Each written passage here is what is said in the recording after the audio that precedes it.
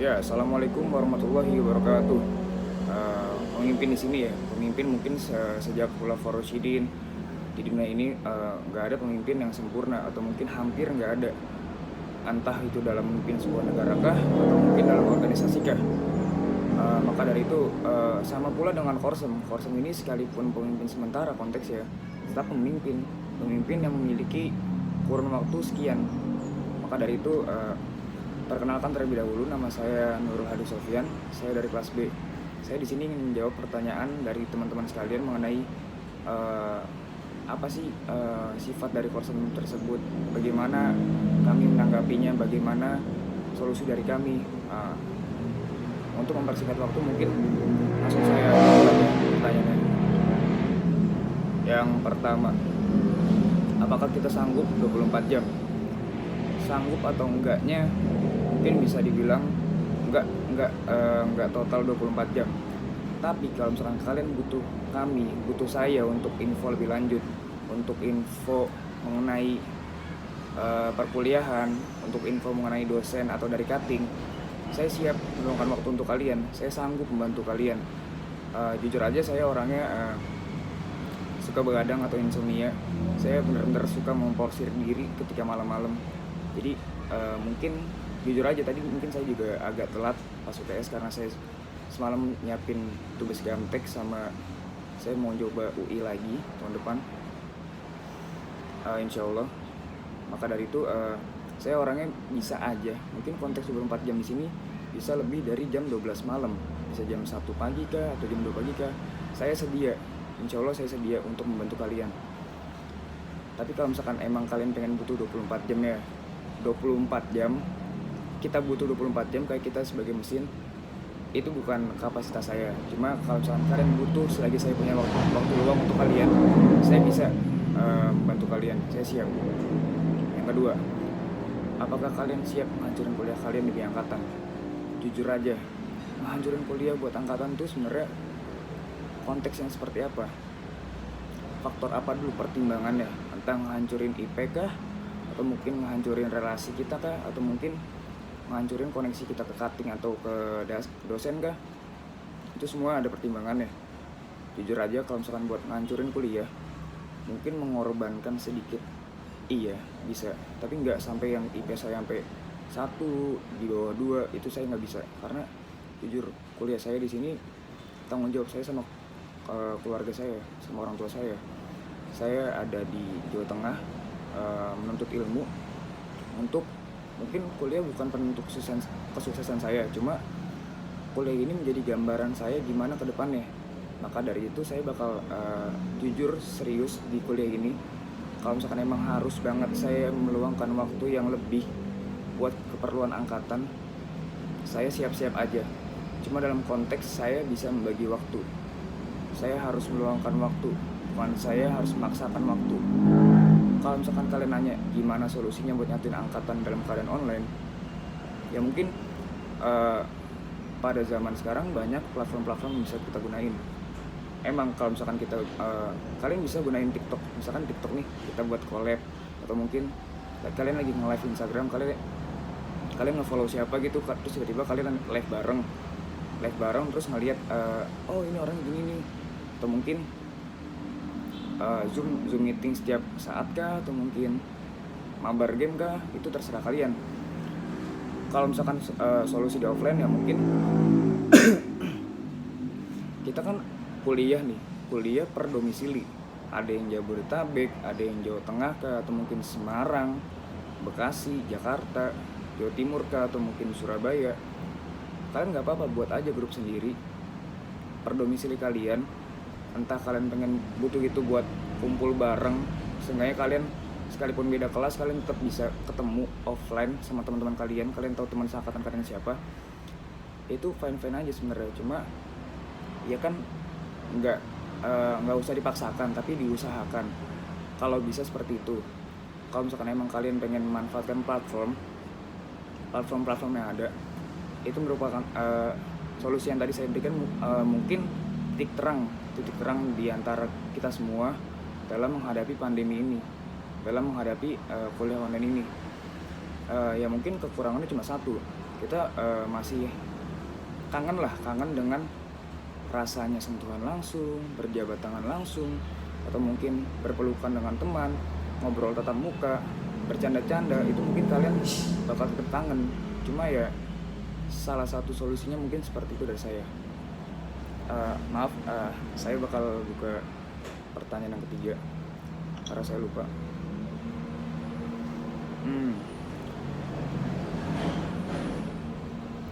Sanggup gak sih ada saran yang beda dari angkatan kalian dan itu bakal berakibat buruk? Sanggup enggak? Ya pasti kita semua sanggup, karena demokrasi kan, kita bakal nerima semua pendapat dari kalian, kita bakal nerima apa yang menurut kalian benar, apa yang menurut kalian yakini, itu bakal saya terima, jujur bakal saya terima. Cuma kalau misalkan konteksnya berakibat buruk, berarti kan sudah dijalani atau mungkin sudah ada prosesnya. Berakibat ada sebabnya, dan pas prosesnya itu kan pasti kita jalanin bareng-bareng dong. Berakibat ada sebab ya, sebab ini kita yang menjalankan, karena kita nggak bakal tahu ini bakal berakibat buruk kecuali emang sudah kejadian berakibat buruk. Keputusan yang kita buat di sini merupakan keputusan final bersama. Jadi ketika kita mulai memutuskan sesuatu, dan itu bukan cuma saya yang memutuskan, kita semua final bersama, berakibat buruk, dan di sisi lain itu berarti ada sebabnya, ada sebab kenapa bisa buruk. Dan kalau misalkan bertanggung jawab,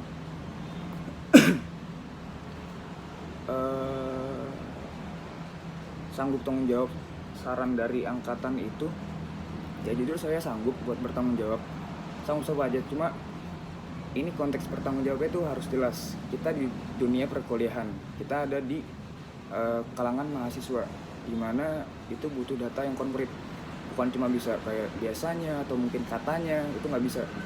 Mungkin saya bakal nanya dulu kenapa ini bisa berakibat buruk, kenapa hasilnya kayak gini. Saya bakal minta per bidangnya, data-datanya yang jelasnya kayak gimana, baru saya siap bertanggung jawab untuk menyelesaikan masalah tersebut. Yang keempat, sebutin 3 nilai atau prinsip hidup yang paling kalian pegang teguh. Yang pertama itu, saya mungkin punya jiwa mental pengusaha, bukan mental pekerja. Saya sama sekali nggak mau kerja sama orang. Jujur, saya nggak mau kerja sama orang. Saya punya mental pengusaha. Saya mulai usaha dari kelas 8 SMP. Saya mulai, mungkin bukan usaha ya, kayak lebih kayak cari uang tambahan. Saya mulai dari jadi vendor aparel, atau mungkin di SMA saya mulai supply coffee beer, dan mulai brand-brand aparel kayak PDH, jaket PDH, kaos, t-shirt. Dan sekarang yang lagi saya tekunin celana pendek, short pants. Terus saya pernah jadi barista juga. Cuma pas saya jadi barista ini, saya bukannya bekerja gitu, saya lebih kayak belajar, karena saya suka kopi. Saya dekat sama orang-orang kopi, owner kopi di Bekasi. Saya kepo, saya pengen nanya-nanya, saya gimana sih caranya belajar, cuma nggak butuh belajar gitu, kayak butuh uang tambahan dari barista misalnya. Ya udah, konteksnya di sini bukan kerja, lebih kayak ke uang, belajar aja gitu sama orang yang suka kopi. Dia ownernya, saya mulai belajar dari ownernya. 3 nilai prinsip hidup saya, mungkin saya nggak suka ngejengkal orang lain. Saya paling anti buat ngejengkal orang lain. Misalkan, ayolah kita udah kuliah gitu, kita butuh sesuatu yang lebih open minded, kita butuh memperluas stigma kita ke orang-orang. Kita nggak bisa nilai orang itu kalau misalkan kita nggak kenal langsung, ya cuma dari katanya, kelihatannya, atau mungkin bukannya dia kayak gini ya, bukannya dia orangnya gini ya. Itu nggak bisa kayak gitu. Karena kalian pernah nggak sih kayak dalam suatu keadaan gitu, kalian ketemu orang ini, terus akhirnya si orang ini nih terpaksa harus ngobrol sama kalian, dan dimana ketika dia ngobrol sama kalian mulai ngerasa, lah kok orangnya gini sih. Mungkin perasaan malu paling gak enak tuh ketika kalian nggak bisa bilang ke orang itu. Perasaan malu yang dipendam sendiri, kayak anjir gue salah nilainya, apaan sih, kok bukannya orang gini ya, orangnya gini. Itu mungkin perasaan yang paling gak bisa nggak bisa kita tanggung sih, kayak malu banget. Kita udah nilai orang, kita udah ngejengkal orang kayak gini, karena kita nggak bakal tahu orang tuh kedepannya bakal kayak gimana. Suatu saat orang tuh bakal punya prosesnya masing-masing. Kita nggak tahu kapan dia bakal mulai bergerak, atau kapan dia mulai sukses, atau kapan dia mulai berpikir buat kepentingannya ke depan. Atau mungkin orang-orang itu sudah melakukan pergerakan itu dan kita mulai malah menyingkal orang itu dengan hal-hal yang lebih sepele. Yang ketiga, mungkin prinsip saya adalah lebih percaya ke diri sendiri. Saya prinsip yang ini nih saya dapetin dari pengalaman saya mulai usaha. Jujur aja, saya mulai usaha ngerasain yang namanya jatuh bangun tuh ngerasain banget. Usaha bisnis apapun itu, saya ngerasain banget. Karena ketika kalian jatuh, entah kalian jatuhnya secara finansial kah atau mungkin secara mental kah, yang bisa ngebangun kalian itu cuma diri kalian sendiri. Tangan kalian bisa bergerak dengan kemauan kalian sendiri. Kalian bisa jalan karena kemauan kalian sendiri. Kalian bisa milih diem atau bicara pun itu karena kehendak kalian sendiri, bukan kehendak orang lain. Orang lain cuma faktor penentu. Kayak referensi aja apa yang mau kalian lakuin. Cuma yang nentuin, yang memilih itu tetap kalian. Jadi sekalipun kalian senang ataupun kalian jatuh, kalian harus mungkin lebih ke saya lebih suka kayak percaya sama diri saya sendiri aja. Kayak bukan berarti saya egois atau nggak nerima omongan orang lain. Saya nerima, cuma diri sendiri yang ngebawa kita mau kemana nantinya. Halusnya gitu. Bagaimana cara kalian mengatasi kekurangan yang kalian punya? Kekurangan itu bakal susah kalau misalkan kekurangan itu melekat ke sifat orang itu, yang dimana kekurangan itu tuh bakal jadi karakter orang itu. Cuma yang bakal saya lakuin itu lebih kayak self healing, kayak lebih mikir sendiri, atau mungkin nongkrong gitu sama orang-orang terdekat. Saya bakal kayak nanya, emang gue orangnya gini ya? Kok gue gini sih? Kenapa sih gue gini? Lebih kayak sharing opinion aja gitu. Pendapat dia kayak gimana, yang gue alamin kayak gimana, itu bakal nanti insya Allah bakal ada titik terangnya. Dan setiap kekurangan pasti ada solusinya. Mungkin nggak langsung diperbaiki jadi kelebihan, tapi bisa dikurangi kekurangan itu. Lebih kayak minimalisir lah seenggaknya. Itu mungkin menurut saya ya. Jadi kayak lebih ke sharing opinion aja. Terus selanjutnya ada konflik angkatan dengan angkatan atas. Cara menanganinya, jujur saya orangnya bukan yang suka teriak-teriakan atau mungkin keras atau apalah, tapi saya tegas. Jujur saya tegas. Cuma dalam konflik seperti ini, apalagi ke angkatan atas, kita harus respect. Pertama respect. Yang kedua, bagaimana caranya kita tidak menyinggung perasaan dia melalui kata-kata. Saya bakal lebih kayak diplomatis aja sih ke angkatan atas. Kayak misalnya mungkin kalau misalkan banyak pertanyaan apa, kenapa, gimana, lebih merembet lah. Saya bakal lebih simple, gimana pendapat angkatan kakak dan gimana pendapat angkatan kami mengenai permasalahan ini. Jadi ketika kita mengadukan dua pendapat yang berbeda sebagai pendapat yang umum dari setiap angkatan, itu bakal menghasilkan diskusi yang lebih tenang, lebih ada titik terangnya, lebih nggak banyak embel-embel pertanyaan atau mungkin banyak sanggahan segala macam. Itu bakal lebih tenang karena kita bakal mikir, ini mereka maunya gini, kita maunya gini. Jadi seenggaknya kita bikin titik tengahnya, atau mungkin kita bikin klarifikasi, sebenarnya yang kita mikir tuh kayak gini nih kak, bukan seperti yang kakak pikir.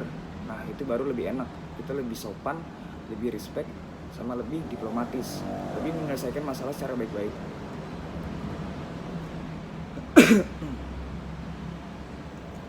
Kalau sampai dihadapin sama masalah prestasi kuliah pribadi sama kuliah angkatan, kalian lebih pilih mana?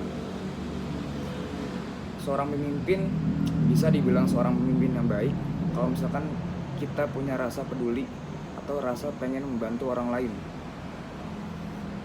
Prestasi pribadi dibandingin dengan prestasi angkatan. Pertama, saya bakal mikir, ya saya orangnya suka mungkin pengen membantu orang lain, jadi lebih mungkin prioritasin angkatan. Cuma kalau saya pengen benerin karir saya atau mungkin menunjang masa depan saya, ada masalah pribadi, prestasi pribadi.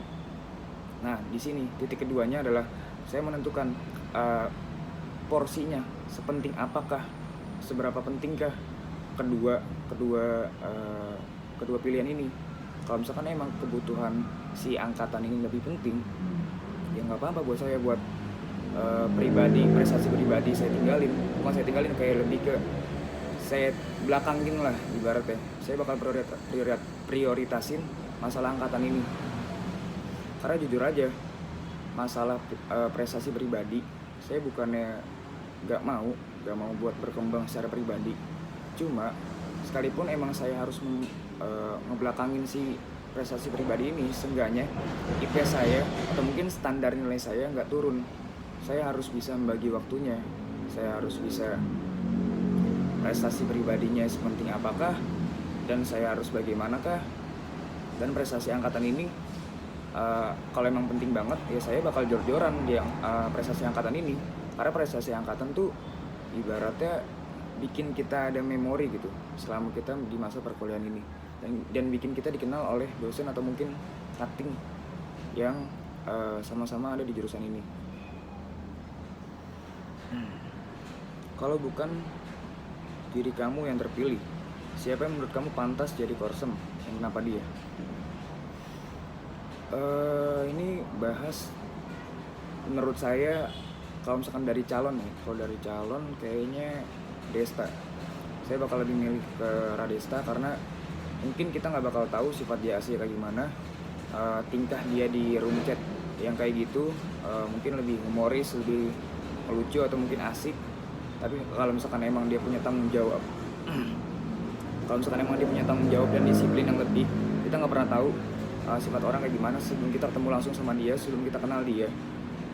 Mungkin karena saya satu kelas sama dia, saya sedikit tahu gambaran tentang dia orang kayak gimana, dan dia nggak kaku sama kita, dia asik-asik aja, nyantai lah ibaratnya. Dia asik-asik aja. Ya udah, saya bakal lebih milih Desta. Mungkin dia rajin juga orangnya, dia orang yang baik, dia orang yang tekun, dia bisa dapat sama cutting, dia mungkin lebih peduli juga sama angkatannya. Kalau jadi calon korsem, saya bakal lebih milih Desta. Cuma kalau misalkan dari selain korsem, saya bakal lebih milih Fakhril dari kelas A. Kenapa kayak gitu? Karena saya mikir kepribadiannya menggambarkan sosok orang yang baik. Dia juga punya pengalaman di organisasi. Kapasitas dia dalam sebagai seorang speaker atau mau speak up juga bagus si Fakhril ini. Jadi saya bakal compare antara dua orang ini. Kalau misalkan emang Fakhril mau menyalonkan diri jadi korsem, saya bakal milih dia juga seenggaknya. Apakah kalian rela yang menjadi bahan omongan atau tameng buat kesalahan angkatan dan job jelek? Bahan omongan ya, apa ya, kita bener aja orang bakal ngomongin. Konsepnya gini, kita bener aja, kita ngelakuin hal yang menurut kita biasa aja tuh, atau mungkin bener aja, orang bakal tetap ngomongin gitu. Apa ya, rela apa ya, pasti rela. Karena konteksnya apa dulu, kalau misalkan kesalahan ini emang bener-bener kesalahan dari orang ini, dan kita mengakui kesalahan, atau mungkin lagi ada rapat nih, kita membahas sebuah kasus masalah mahasiswa di angkatan 20 dengan cutting, atau mungkin dengan dosen, atau mungkin dengan himpunan, atau mungkin yang lainnya. Kita bahas masalah tentang anak ini, atau mungkin tentang angkatan kita. Dan kalau emang terbukti salah, ya kita terima. Konsepnya gini aja, kita tutup sebelah kuping, tapi mata kita terbuka lebar, dan kita tutup jalan. Karena kita gak bakal bisa nutup semua mulut orang lain, semua mulut orang yang ngomong kita gak bakal bisa. Kita cuma bisa menerima. Dan kalau misalkan emang udah mentok nih, ya saya jujur, gue nggak munafik. Gue bilang kalau misalkan emang ada fase dimana orang tuh mulai males lah, mendem, pengen kayak keluarin semua yang meledak, itu bakal kayak ada saatnya 1 atau 2 momen, tapi lebih sopan aja, nggak kayak tiba-tiba kita lewat depan cutting nih, cutting ngomongin ini, kita langsung kayak kak nggak gini, nggak gitu caranya. Kita kayak bikin sebuah forum di mana kita bisa ngomongin lebih secara akademik, lebih secara terdidik dengan kakak kelas yang notabene lebih tua dari kita. Kita jelasin seperti ini, kita jelasin kenapa kita mengakui kita salah, kita terima itu kesalahan angkatan kita. Cuma dengan cara menjadikan itu bahan olok-olokan dan bahan omongan, itu tidak menggambarkan sebagai sebuah mahasiswa gitu, yang dimana kita harus lebih kritis dan diplomatis, bukan sebagai bahan olok-olokan. Adanya hal kayak gini harusnya diterima dengan puas. Rasa puas kalian jangan kalian limpahkan dengan cara mengolok-olok angkatan kami, atau mungkin mengolok-olok saya sebagai ketua angkatan yang bertanggung jawab atas angkatan saya. Mungkin saya bakal bilang seperti itu. Cuma kalau misalnya ke dosen, saya bakal lebih kayak sopan aja gitu, nemuin dosennya ibu atau mungkin bapak. Kalau bisa saya bakal nanya dulu permasalahan si anak ini seperti apa, permasalahan dia itu kayak gimana, kesalahannya kayak gimana. Ada kalanya ketika emang dia membuat sebuah kesalahan yang fatal, tetapi orang tuh berhak punya kesempatan kedua. Atau mungkin ketika dia buat kesalahan dan dia punya rasa ingin memperbaiki kesalahannya, itu mungkin sesuatu yang bisa diapresiasi, Bu. Ibaratnya mungkin ada fase pengawasan terhadap dia, dan mungkin ada fase dimana dia itu harus dalam pengawasan angkatan dan mungkin dosen dan juga cutting. Tapi yang penting saya nggak bakal pasrah aja. Kalau misalkan ada angkatan saya yang salah, atau mungkin kita dicap jelek, atau mungkin saya dicap jelek, saya nggak bakal diem aja atau pasrah aja, karena ini menyangkut 4 tahun ke depan, atau mungkin 3,5 tahun bagi kalian yang pinter di dunia perkuliahan ini, di jurusan teknik sipil ini. Itu yang bakal saya lakuin sih, saya nggak bakal diem aja.